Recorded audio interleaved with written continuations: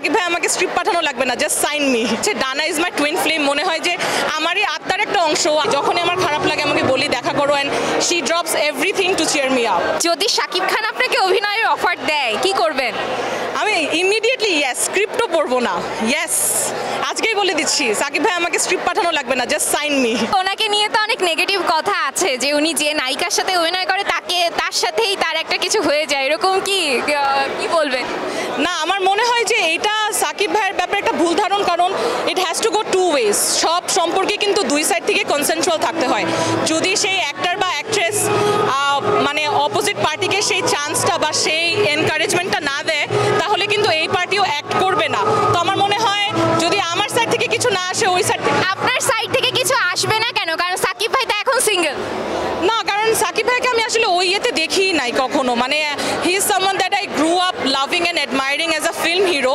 তো আমার মনে হয় ওই আইডলাইজেশনটা কাজ করে, কখনো এত ব্যক্তিগত সম্পর্ক কিছু একটা গড়ে উঠবে ওনার সাথে, এই ধারণায় আমার মাথায় আসে নাই। আপনার সাথে আপনার বেস্ট ফ্রেন্ড ডানাকে প্রায় দেখা যায়, একটু জানতে চাই যে বেস্ট ফ্রেন্ডদের মধ্যে তো ঝগড়াও হয়, বাট এটাই সারপ্রাইজিং, আমার আর ডানার জীবনেও ঝগড়া হয় নাই, একদমই হয় নাই। কারণ আমার মনে হয় যে সোলমেট বলে বা টুইন ফ্লেম বলে যে একটা কথা আছে, ডানা ইজ মাই টুইন ফ্লেম, মনে হয় যে আমারই আত্মার একটা অংশ। আমাদের সব কিছু মিলে, বলিউডের পাগলামি বলো, রাস্তাঘাটে একটা স্পন্টেনিয়াস কিছু করার ব্যাপারে, সব কিছু নিয়ে আমাদের একদম আমরা সেম ফ্রিকোয়েন্সিতে ভাইব করি। আর আমি এটা খুব প্রাউডলি বলতে পারি, টু দিস ডেট আমাদের কখনো ঝগড়া হয় নাই। ডানার আমি খুব অর্গানিকভাবে ফ্রেন্ডস হয়েছি। আর আমার মনে হয় যে যখনই তার মন খারাপ থাকে বা আমার মন খারাপ থাকে, আমরা জাস্ট একটা সিম্পল কনভারসেশন, এটাই কিন্তু মানুষ, আমার মনে হয় আজকাল সোশ্যাল মিডিয়ার যুগে এটাই অনেকটুকু আমরা হারিয়ে ফেলেছি, যে উপর দিয়ে সবাই কানেক্টেড, কিন্তু অনেক বন্ধুদের সাথে আছে যে আমরা দীর্ঘদিন কথা বলি না, বাট অ্যাকচুয়ালি ফোনটা ধরে আমরা জিজ্ঞেস করি না যে আসলে কেমন আছো তুমি, দেখা করো।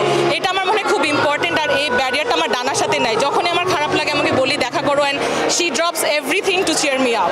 অনেকেই বলে যে সিন্ডিকেট মেনটেন করতে হয়, আপনি কি এরকম কিছু দেখেছেন? আমার সিন্ডিকেট শুধু ডানা ভাই জোস, আমার আর কোনো সিন্ডিকেট নাই। আমার মনে হয় সিন্ডিকেট বলো বা নেপোটিজম বলো, তোমার ট্যালেন্টই তোমাকে দূরে নিয়ে যাবে। তুমি হাজার দিক থেকে সাপোর্ট পাও, তোমাকে যদি দর্শক অ্যাকসেপ্ট না করে বা তোমার মধ্যে যদি ওই এক্স ফ্যাক্টরটা না থাকে, কখনোই এটা আমরা বলিউডে অনেকবার দেখি যে অনেক ধুমধাম করে এক একজনের ডেবিউ হয়, কিন্তু আস্তে ধীরে কিন্তু অডিয়েন্সের অ্যাকসেপ্টেন্সের কারণে তারা হারিয়ে যায়।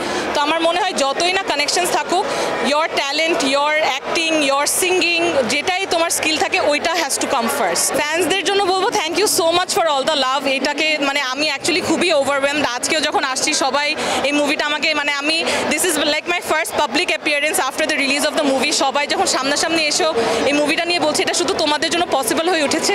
Thank you so much for giving so much love to 36/24/36। এরকম ডিফারেন্ট জনরার গল্পকে প্লিজ আরও সাপোর্ট করো, যেন বাংলা সিনেমা ইন্ডাস্ট্রিটা আরও এগিয়ে যেতে পারে।